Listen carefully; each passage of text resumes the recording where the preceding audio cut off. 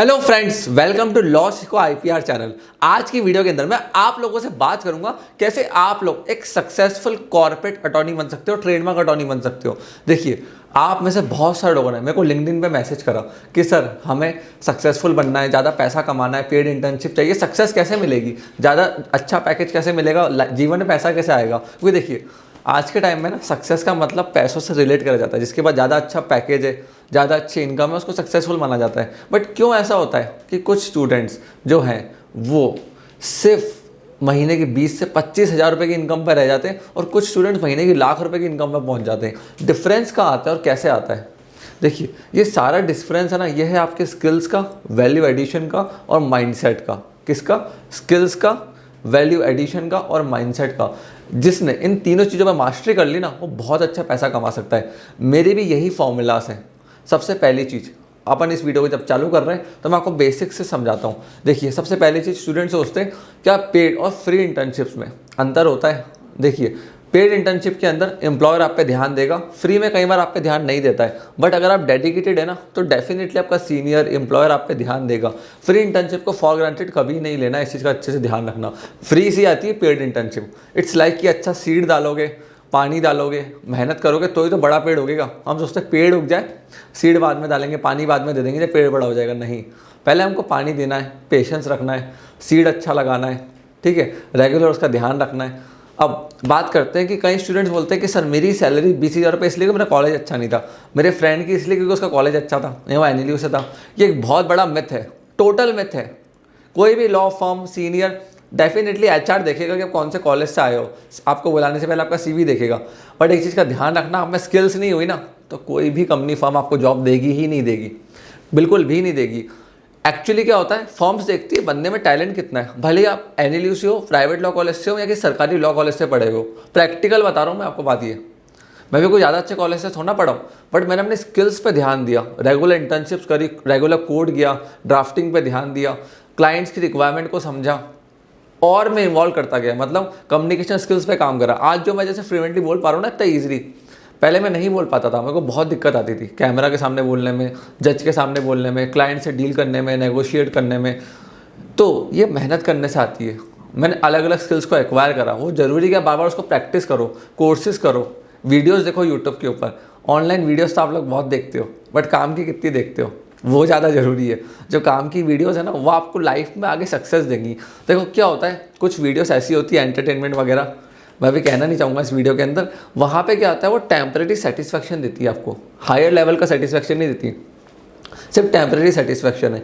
आपको permanent satisfaction कब आएगा, जब आप ऐसी स्किल्स पे काम पे फोकस करोगे ना जो आपकी लाइफ को इम्प्रूव करेंगे। जैसे मैं हूँ, आज जिन स्किल्स को मैंने एक्वायर करा वो मेरे को मनी ला के दे रहे हैं, मॉनिटरी मैं उनको यूज़ कर रहा हूँ, अब उससे मेरे को पैसा आ रहा है, तो मैं एक अच्छी लाइफस्टाइल जी पा रहा हूँ, तो वो मेरे लिए एक परमानेंट सेटिस्फैक्शन है। अब बात करते हैं कि अगर आप एनएलयू से नहीं भी है तो देखो, एनएलयू का कोई फ़र्क नहीं पड़ता है, सिर्फ अपने स्किल्स पे फोकस करो। एनएलयू के बच्चे भी है ना कम पैकेज की जॉब पे जाते हैं, क्योंकि कई बार क्या होता है, एनएलयू में बच्चा पहुंच गया, उसको लगता है अब तो मैं एनएलयू में आ गया, एनएलयू का स्टूडेंट हूँ।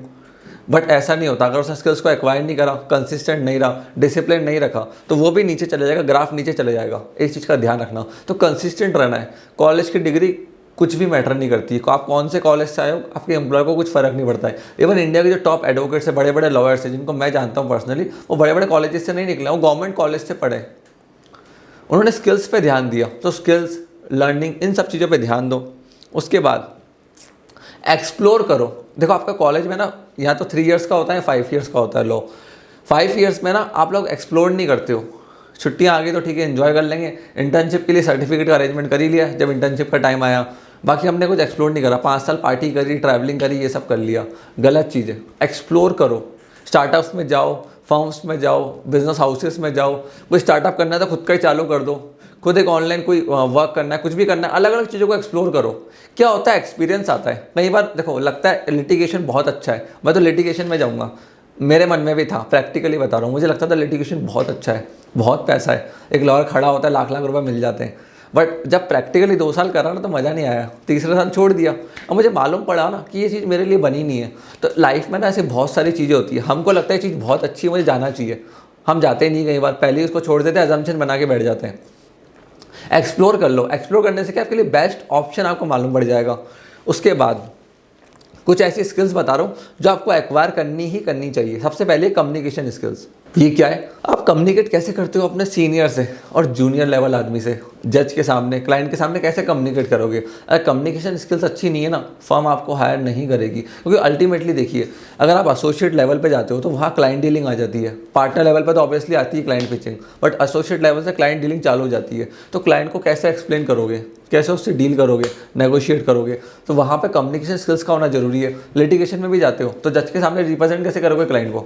अगर इफेक्टिव नहीं हो ना आप लिटिगेशन के अंदर, कम्युनिकेशन के अंदर, तो भी आपको ज़्यादा अच्छे पैसे नहीं मिलेंगे, आप डील ही नहीं कर पाओगे जज से। तो वहाँ पे कम्युनिकेशन स्किल्स का बहुत बड़ा काम आता है। प्लस जिस भी आदमी से आप डील कर रहे हो, कम्युनिकेशन स्किल्स इज मस्ट, तो इस पर मास्टरी करो। उसके बाद नेटवर्क करो। देखो, ऑनलाइन फालतू टाइम पास करने से अच्छा है लिंक्डइन पे जाओ, प्रोफेशनल लोगों से नेटवर्क करो, सीनियर से नेटवर्क करो, मैनेजर से नेटवर्क करो, एचआर से नेटवर्क करो, उनसे बात करो, उनसे डिस्कशंस करो, उनको कनेक्शन रिक्वेस्ट भेजो, हाय हेलो लिखो, उनको विशेस भेजो। उससे आपका नेटवर्क बड़ा होगा। आपका नेटवर्क ही आपके नेटवर्क को बताता है, ध्यान रखना। अपॉर्चुनिटी जॉब की कहीं से भी आ सकती है। कोई आपका मैनेजर था जो 2 साल पहले आपसे जुड़ा था, उसको आपकी पोस्ट अच्छी लगी, लिंक्डइन प्रोफाइल अच्छी लगी, एंड ही नोज़ यू, उसने आपसे डिस्कस करा और क्या पता आपको अच्छा जॉब का ऑफर दे दे, क्योंकि वहाँ पे एक ट्रस्ट हो जाता है नेटवर्किंग के अंदर। आज मैं कहीं इंडिया के काफ़ी सारे एंटरप्रेन्योर से नेटवर्क के अंदर हूँ, उनको मैं जानता हूँ जिनकी नेटवर्क 500 करोड़ से ऊपर है। तो कभी ना कभी मेरे पास वो अपॉर्चुनिटी भेज ही देते हैं कि उनको कोई बड़ा क्लाइंट मिला जो कॉर्पोरेट लॉयर ढूंढ रहा है, ट्रेडमार्क अटॉर्नी ढूंढ रहा है, तो वो मेरे को सीधा रेफर कर देते हैं। अगर आपको सक्सेसफुल बनना है ना, ट्रेडमार्क अटॉर्नी, IPRs, पेटेंट्स, इन सब के अंदर डील करना है, तो आप नेटवर्क बनाओ बहुत स्ट्रॉन्ग, वो बहुत ज़्यादा ज़रूरी होते हैं।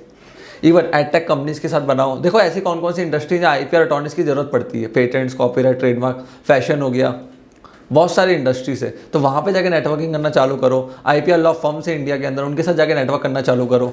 इवेंट्स में जाओ। फिर तीसरी चीज़, बी इथिकल। इथिकल क्यों? देखो क्या होता है, हम फ्री इंटर्नशिप में होते हैं, पेड इंटर्नशिप में होते हैं, या फिर जॉब कर रहे होते हैं, हमें लगता है कोई देख तो रहा नहीं है, फटाफट करा निपटा दिया। ना क्लाइंट को पता है, ना सीनियर को पता है कौन देख रहा है, वो अनइथिकल होता है। या कई बार हम झूठ भी बोल देते हैं किसी चीज़ को लेके।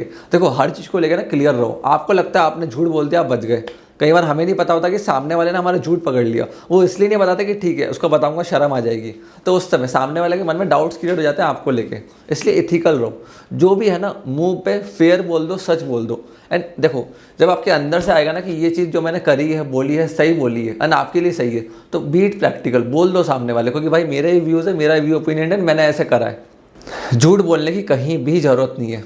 उसके बाद टेक्नोलॉजी। देखिए अगर आपको सक्सेसफुल बनना है ना, आज के टाइम में 2020 या 10 साल पहले तो ठीक था, टेक्नोलॉजी नहीं आती तो चल जाता था। आज के टाइम में नहीं है बॉस, टेक्नोलॉजी आना मस्ट है। Excel sheet, doc sheet, Gmails में बहुत सारे फीचर्स होते हैं, उनको यूज़ करना। एंड ऑनलाइन थोड़ा बहुत टैकी होना ज़रूरी है।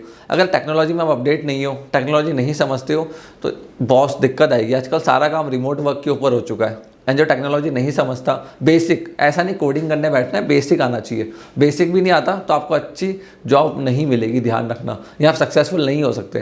Technology is must. लोगों को कंट्रोल करना है, एक्सेल शीट बनानी है, टीम बनानी है, सब कुछ टेक्नोलॉजी के ऊपर हो रहा है इस समय। तो टेक्नोलॉजी बेसिक तो सीखनी ही पड़ेगी। उसके बाद बी ए स्पेशलिस्ट, मतलब कॉर्पोरेट लॉयर। ऐसा नहीं कि आप सिर्फ कॉर्पोरेट लॉयर बन के बैठ गए कि जो काम आएगा मैं ले लूँगा, नहीं।